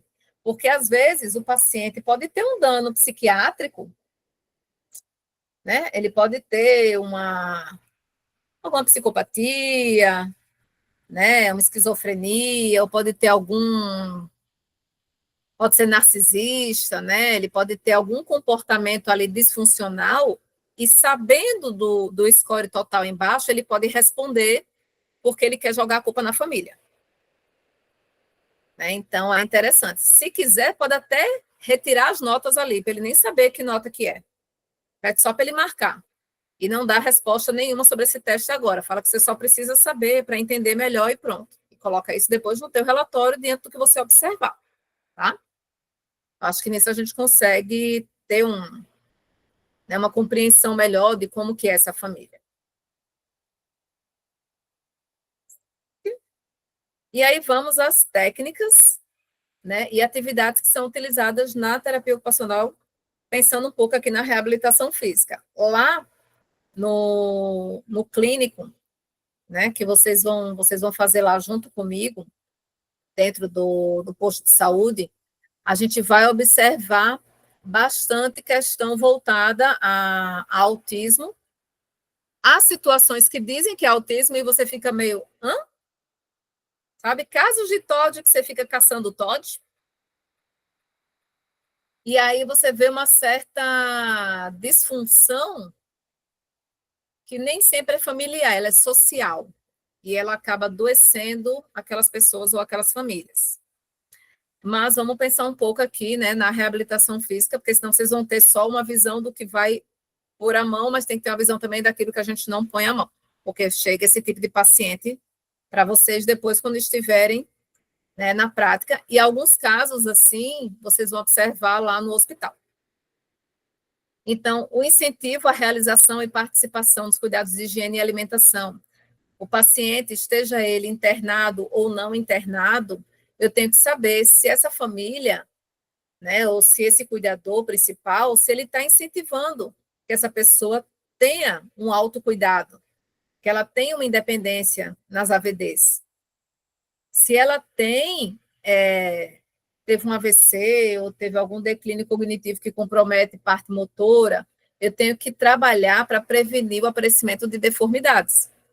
A gente vê, às vezes, crianças com paralisia cerebral que, meu Deus do céu, totalmente travadas, sabe? Em posição fetal, que você, para abrir uma mão, para alongar aquela criança, nem com 1 litro de botox não vai. E quando você... E tem casos também que você vê aquela criança que você diz, gente, mas como que essa criança está tão perfeita? Não tem uma rigidez, não tem uma deformidade, a mobilidade articular está perfeita. Acontece. A gente vê, tem mães que, meu Deus do céu, a criança não tem um dentinho estragado, sabe, sempre cheirosa, sempre bem cuidada, cabelinho, unha cortado, né? É quase raro, mas acontece. A gente tem que evitar, né, síndrome de imobilização, evitar que ocorram úlceras, evitar que ocorra uma perda dessa capacidade motora. Músculo que não usa, atrofia. Por que a gente vai para a academia? Para poder trabalhar aquela musculatura que a gente não trabalha no dia a dia. Por quê? Porque a gente não faz as caminhadas que nossos bisavós e tataravós faziam.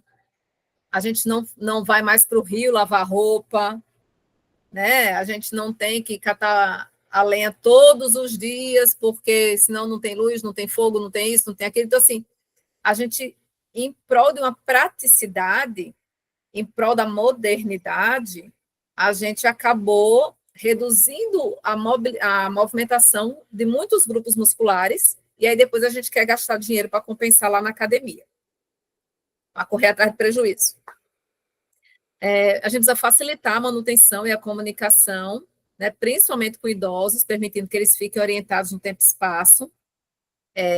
Criança, é bom a gente trabalhar, na verdade é bom a gente trabalhar com todos, você ter sempre um calendário próximo, né, se possível, para que ele possa ver o dia, ver o horário, entenda qual é o horário que ele tem que estar contigo, qual é o dia que ele tem que estar contigo, qual é o dia que tem aula, o dia que não tem aula, o dia que vai passear com a família, o dia que recebe a família, que mês nós estamos, que ano nós estamos. O idoso ele se perde muito no tempo e espaço, principalmente se tem alguma demência associada. No caso de uma demência associada, ou não, só pelo fato de já estar a partir ali dos 60 anos, o Mini-Mental é um protocolo que é bem interessante de se aplicar. Dá para usar o Mini-Mental ou dá para usar ele mais completo, que você tem uma visibilidade de como que está, né, a saúde mental e cognitiva daquele idoso. Existe a escala de depressão geriátrica também, que dá para ver se há uma propensão ali a um quadro de depressão naquele idoso. Às vezes, para adultos, né, adultos jovens ou adultos mais maduros, a medida de desempenho canadense, né, a medida canadense de desempenho, ela é interessante também de se usar, né, o COPM, porque ele vai questionar ele vai pedir coisas que a pessoa gosta de fazer, mas que não está conseguindo fazer. Coisas que ele gostaria de voltar a fazer. Então, assim, a gente percebe que tem um caráter psicoemocional forte ali, porque você fazia, mas não está fazendo mais. Né? Queria voltar a fazer, mas não está conseguindo fazer. Tem algo que te impede. Então, assim, dá um norte para a gente também de que pode ter uma questão além do físico envolvida ali. A gente precisa orientar o acompanhante, familiar, o cuidador. Se você está, né, no atendimento clínico dentro de um ambiente domiciliar e aquele paciente está atado a uma cama, né, ele não tem mobilidade suficiente nem para se virar sozinho, para fazer mudança de decúbito. Eu tenho que orientar aquela família, que não é só esperar a hora que a enfermeira ou a técnica de enfermagem venha para poder fazer.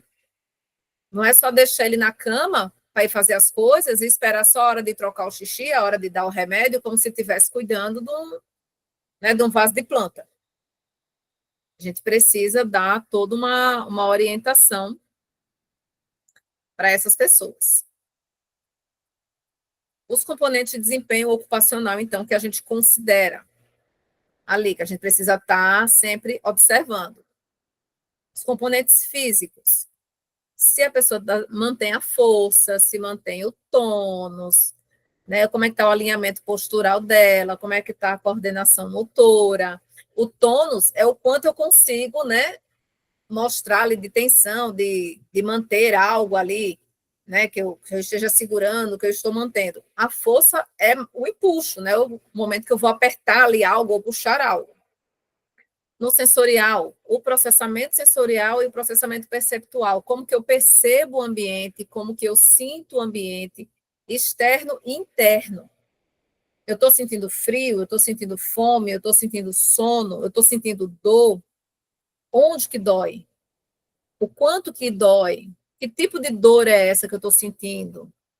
Alguém me tocou, eu sei aonde me tocou? Foi um toque leve, foi um toque pesado? Sabe? Alguém passou a mão no meu cabelo, eu senti essa mão passando no meu cabelo, eu sei o que essa pessoa está fazendo. Isso é a parte sensorial. No cognitivo, como que está o raciocínio dessa pessoa? Como que está a linha, a organização de pensamento dela? Você consegue manter uma conversa com ela? Como que está a abstração? Né? Ela está levando tudo para o concreto? Ou ela consegue abstrair ali dentro de uma fluidez, de um diálogo? A memória está boa, essa linguagem está boa, a atenção dela aos detalhes ou ao que eu estou falando para ela, né? A criatividade dela. Se é uma pessoa que nunca foi criativa, é uma coisa, mas se era uma pessoa, de repente, que era um artista, fazia um monte de coisa e agora não sai nada. que está acontecendo? O afetivo e o social, as emoções dessa pessoa, os sentimentos, os afetos, as crenças, a cultura, como que isso está vivo nela, como que ela administra e executa, né, o afetivo e o social dela. É com qualidade? Está deficiente? Quando a gente pensa em crença, em cultura, em afeto, em sentimentos, em emoções, não parte só da gente. Aí parte do outro também. Como que está o ambiente, oportuniza isso ou não oportuniza? Como que isso está funcionando para essa pessoa? Procedimentos de intervenção, quando a gente pensa na parte clínica, eu posso estar realizando um atendimento individual, dentro do meu consultório, ou dentro da casa da pessoa. Eu posso estar fazendo atendimento de grupo também, né? Seja um grupo para trabalhar as emoções, ou um grupo para trabalhar a parte física, né? Quando eu estava no estágio de terapia de mão, a gente tinha uma mesa enorme na sala e os pacientes eles tinham horário marcado a cada 15 minutos. Então, a cada 15 minutos entrava um pela porta. E aí o paciente chegava, a gente, né, cumprimentava, sentava lá, a gente fazia todo o alongamento, massageamento ali daquela mão, toda a mobilidade dela, exercício ali de falange por falange, e aí depois a gente começava a dar os equipamentos para ela poder fazer os exercícios. Então, tinha exercício de pinça, tinha exercício de mobilidade, tinha vários, de preensão, de extensão, de força, enfim. Ela terminava um exercício, ela passava para o colega do lado e pegava o próximo. Terminou toda a rodada de exercícios, ela ia embora. A gente fazia um alongamento final e ela ia embora. Era um atendimento de grupo. Então, pessoas em idades parecidas, com lesões parecidas, que precisavam de atividades parecidas, e que naquele momento tinha uma troca de figurinha bem gostosa, um conversava com o outro, um já sabia o nome do outro, trocava telefone, era bem bacana. Você acaba trabalhando social ali, né, sem ter tanta intenção. Você pode atender uma pessoa no leito, né, ou um espaço externo de uma enfermaria, se a pessoa está hospitalizada, né, ou está em alguma clínica. Você pode fazer o atendimento direcionado aos cuidadores daquela pessoa. Às vezes você não precisa ter o atendimento para a pessoa, você pode estar preparando o cuidador para como que ele deve intervir da melhor forma. Você não vai ensinar terapia ocupacional para ele, não é isso. Mas alguns manejos que vão favorecer a autonomia, independência e qualidade de vida, que talvez o cuidador não está colocando em prática, e a gente pode ensinar. Eu preciso dar orientações para essa família, para os cuidadores. Se necessário, confeccionar também tecnologias assistivas. Pode ser necessário confeccionar alguma adaptação. E aí a gente vai lá e estuda. Que adaptação eu preciso confeccionar, como que eu vou fazer, por que que eu vou fazer, a família tem condições de comprar um material, não tem, como que isso vai ser feito. Então, são N coisas que precisam ser avaliadas. Ok. Então, quando a gente pensa nesse perfil desse paciente, eu tenho que acolher essa família e eu tenho que acolher principalmente esse paciente e compreender que demandas ele está trazendo para mim. O que eu preciso, de fato, trabalhar ali com ele. Né? Então, assim, o meu setting terapêutico, ele tem que ser um ambiente acolhedor e compreensivo. Eu não tenho que fazer valer, mas eu planejei usar aquele jogo com ele. Meu amor, mas se não deu, não deu. A questão não é o jogo.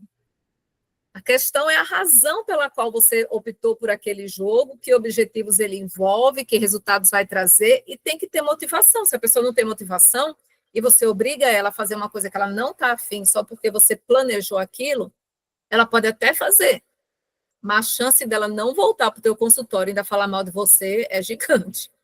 É melhor não arriscar. A flexibilidade nas intervenções. A gente precisa estar adaptando as intervenções à necessidade de cada paciente. Tem paciente que, se eu não trabalhar com o jogo, não dá. Tem paciente que, se eu não tiver uma folhinha para ele desenhar algo no final, não vai. Tem paciente que eu preciso ter um adesivo no final para dar para ele. Não porque fui eu que condicionei, mas alguém já condicionou. Ele não vai deixar de ir na minha sala, mas ele vai ficar muito feliz em voltar se eu tiver um adesivo para ele. Né? E tem coisas que não custa nada a gente fazer. E eu preciso ter uma colaboração interdisciplinar. Ninguém trabalha sozinho. Às vezes, o que acontece? A gente tem um... Deixa eu voltar aqui para... Às vezes, a gente tem um terapeuta ocupacional lá na cidade vizinha ou na clínica vizinha, e aí você descobre que o paciente está indo para você e está indo para o outro. E aí? A gente fica meio, né? Pô, tá comigo e tá com o outro. O problema não é ele estar com você e ele estar com outro. O problema é ele estar com 2 terapeutas ocupacionais que não se conversam, que não trocam figurinha, que um não sabe o que o outro está fazendo e um não sabe o que o outro está evoluindo. Sabe? Então, assim, eu encaminhei o paciente para físio por causa disso e daquilo. E tá, então eu tenho que saber se o físio está trabalhando isso e aquilo. Porque eu não indiquei por causa disso. E se não é isso que ele está trabalhando, então é interessante que ele me diga, então, o que ele está trabalhando, por que ele está trabalhando aquilo, até para não acontecer o risco de eu reproduzir alguma coisa ou indicar algo que já está sendo feito. Entende? A gente precisa ter essa dinâmica ali dentro. Precisa fluir aquilo ali bonitinho, tá? Eu acho que com relação ao clínico, era bem isso que eu queria mostrar. Eu vou interromper aqui a gravação não, desculpa, o compartilhamento de tela. Senhorita Eliane, senhorita Daiane, eu queria que vocês abrissem um pouquinho a câmera, se possível for. Eu vou tentar abrir aqui o meu web do WhatsApp, porque eu quero mostrar para vocês uma coisa aqui voltada à parte da arte-terapia, tá? Deixa eu abrir aqui para mostrar para vocês. Eu baixei aqui e é um exemplo da parte da arte-terapia. Então, assim, eu quero mostrar para vocês 2 imagens, uma voltada a uma primeira sessão e a outra, ela está em torno de quase 2 meses depois de atendimento. É um atendimento em saúde mental, tá? Mas ele é dentro do ambiente clínico, não foi em hospital, em nada disso. É um adolescente indicado por um psiquiatra. O psiquiatra falou que a criança precisaria, o adolescente precisaria ir para a terapia ocupacional, mais do que a psicologia, naquele momento, porque ele acreditava que a terapia ocupacional iria trazer um resultado que a psicologia não ia conseguir. E aí eu quero mostrar para vocês esse resultado. Deixa eu só abrir as imagens aqui, que aí eu consigo compartilhar bem direitinho para vocês. Deixa eu colocar na apresentação. Cadê aqui? Deixa eu ver. Deixa eu ver o quê? Ah, tá, peraí. Deixa eu ver aqui o que eu estava fazendo. Agora que eu consigo.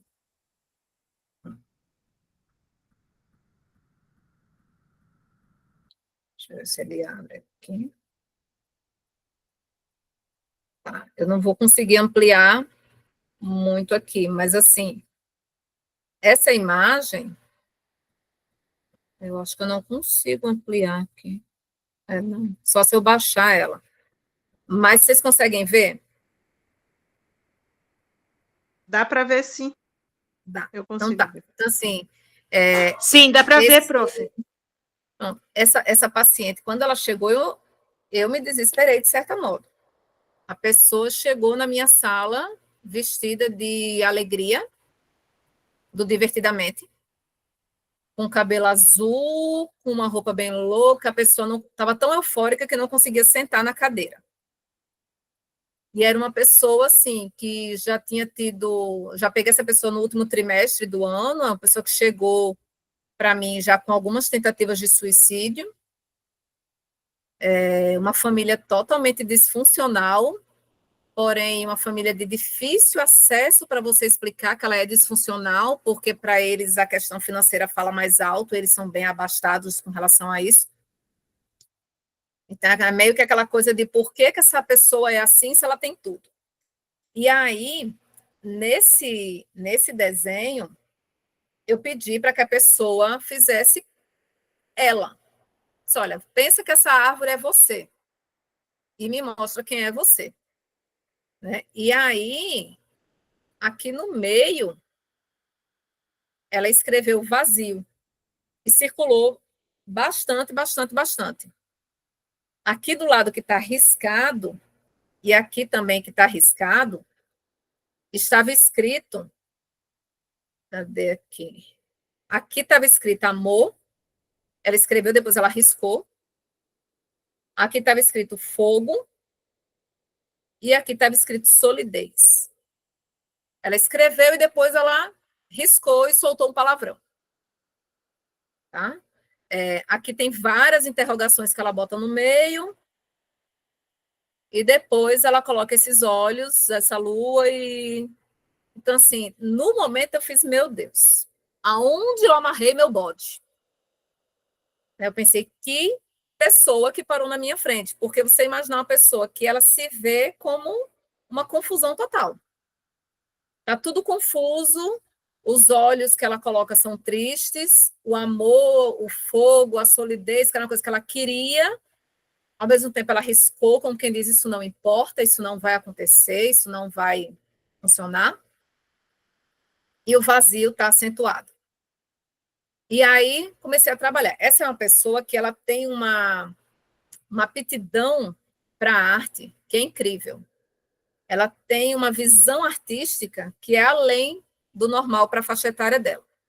E aí, depois de 3 meses ali de acompanhamento, eu fiz basicamente terapia centrada no cliente.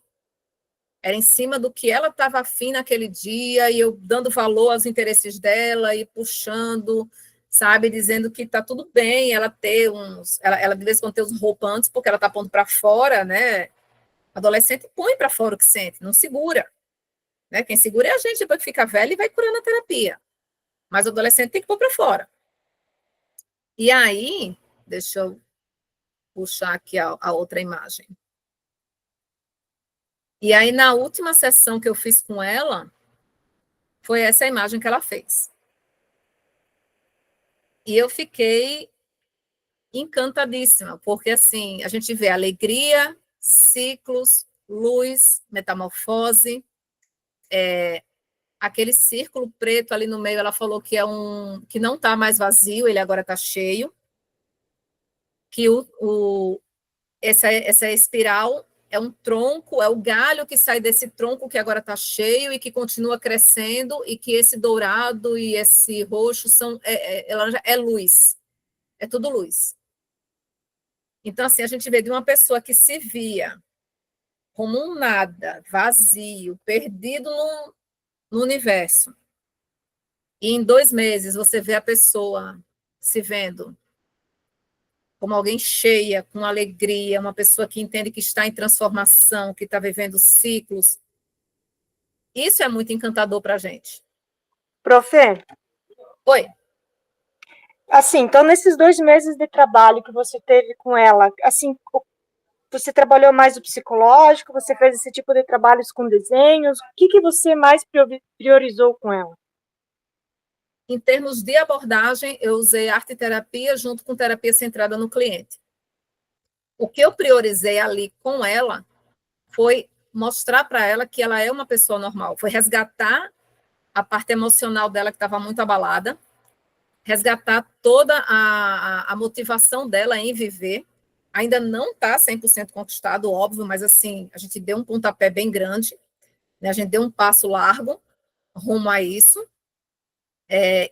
e vou trazê-la de volta para os ambientes sociais. Ela é uma menina que está afastada da escola. A gente tentou fazer esse resgate da escola, eu conversei com a escola falou para ela ir 1, 2 vezes por semana no máximo, e que se em algum momento da aula ela quisesse ir embora, ela podia ir embora. Mas a família não aceita.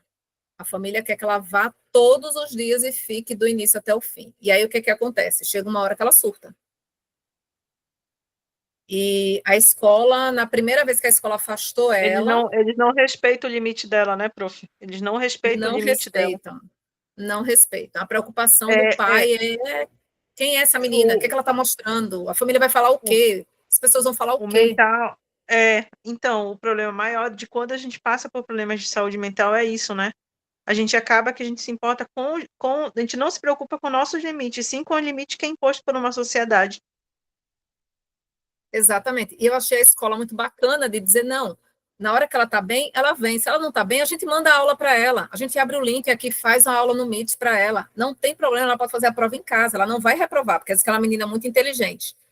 Eu disse, mas a gente precisa que ela esteja bem.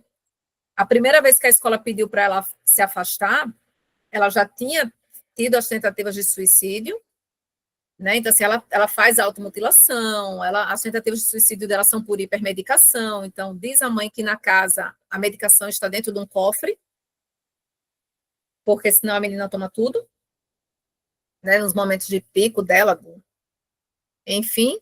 E primeiro afastamento foi porque ela tem o lábio muito ressecado, ela se alimenta muito mal, se hidrata muito mal, e no que ela começou a puxar as pelinhas e começou a sangrar, e ela viu aquele sangue, ela é bem teatral, ela começou a pegar aquele sangue e passar no rosto inteiro. E isso assustou a turma e chamaram a família e ela deu uma afastada. Ela retornou depois de um tempo. Enquanto ela estava indo 1, 2 vezes por semana, estava ótimo. No momento que a família insistiu que ela fosse todos os dias, na primeira semana, foi pego que ela estava com uma faca dentro da bolsa. Né? E ela havia sinalizado para mim em terapia. Falou para mim, Theo, já imaginou se eu pego uma tesoura ou uma faca e vou lá na casinha do parquinho das crianças e eu me mato lá dentro? Todo mundo me encontrar depois lá cheio de sangue? E ela estava com a faca na bolsa.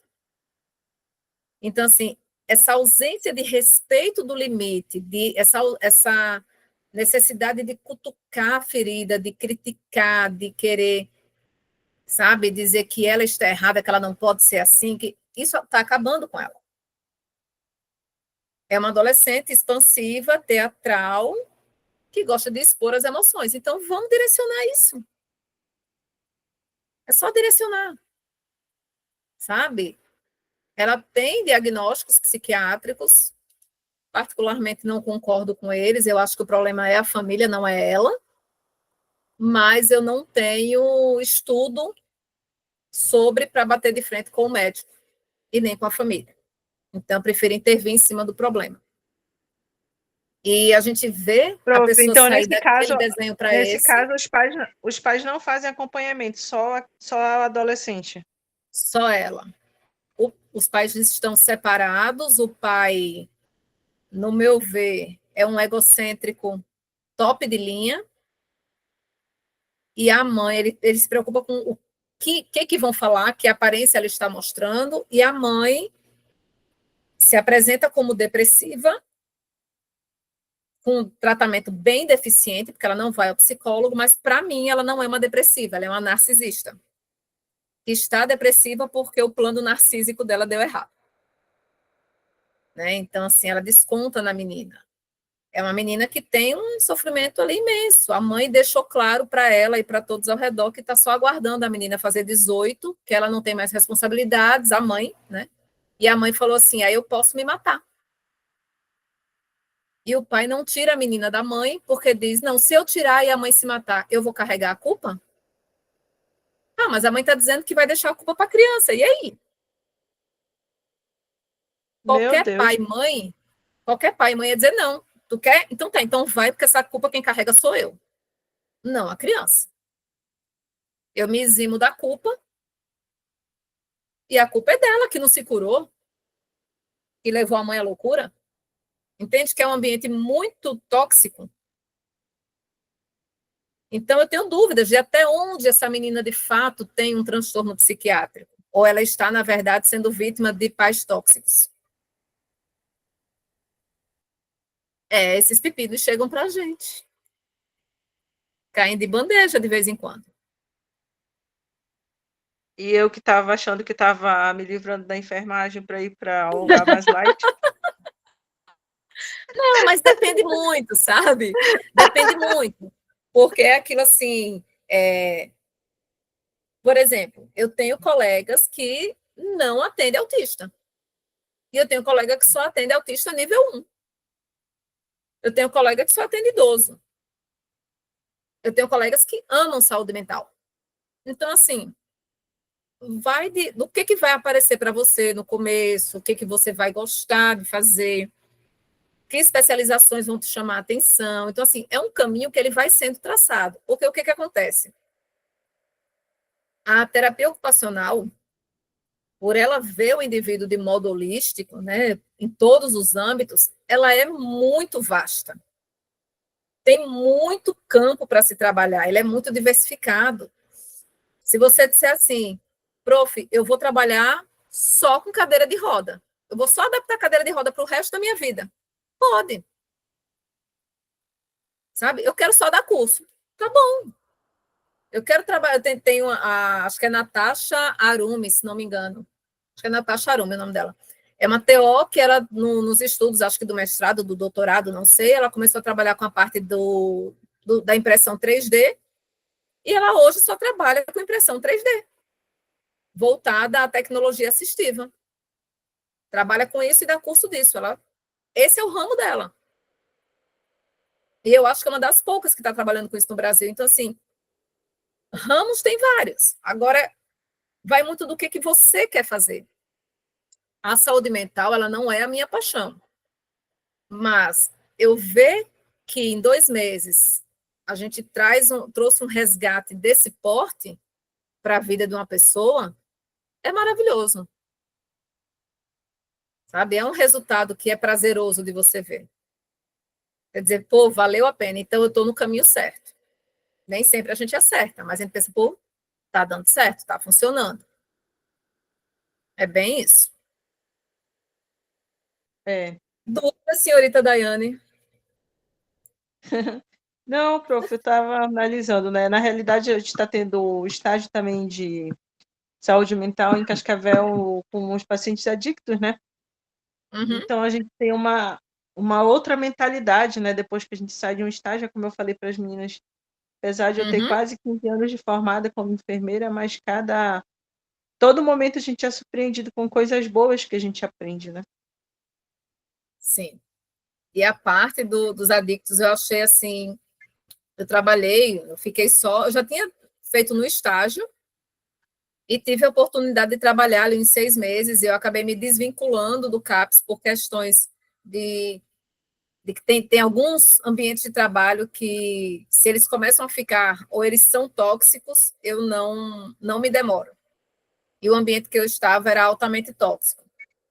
Então, antes que eu fosse mais uma a ser intoxicada, eu pulei fora. Mas, assim, os pacientes eram a melhor parte de tudo. Você vê naquela pessoa uma intenção de mudança, uma motivação novamente, porque o que eles escutam da família, o que eles escutam da sociedade é que eles não prestam, que eles não valem nada e que eles não vão conseguir, que eles não vão se recuperar. Né? E aí, quando você puxa para aquele adicto, que olha, tá, falaram isso de você, e eu estou falando o contrário. Por que você acredita neles, mas não acredita em mim? Por que você só acredita no que é negativo? Por que só o que é ruim você está vendo? Então, assim, também foi um trabalho bem bacana, assim, sabe? Quando eu falei que eu ia sair, teve um dos internos que falou que eu não podia parar aquele trabalho. E aí eu falei que eram questões mais pessoais, que eu precisava, de fato, interromper. E ele disse, onde você estiver, trabalha desse jeito porque você salva vidas. Então, assim, a gente escutar isso do paciente que não te deve nada, né? Só porque você parou para olhar além da bebida, além das drogas, e você prestou atenção naquele indivíduo e acreditou naquele indivíduo, isso traz um resultado muito bom. E isso a gente vai estar ali sempre trabalhando, em todas as áreas ali que vocês estiverem, né, envolvidos. Acho que vai ser uma semana bem interessante. Mas vamos conseguir pegar bastante material. Mas, deixa eu parar aqui a nossa gravação.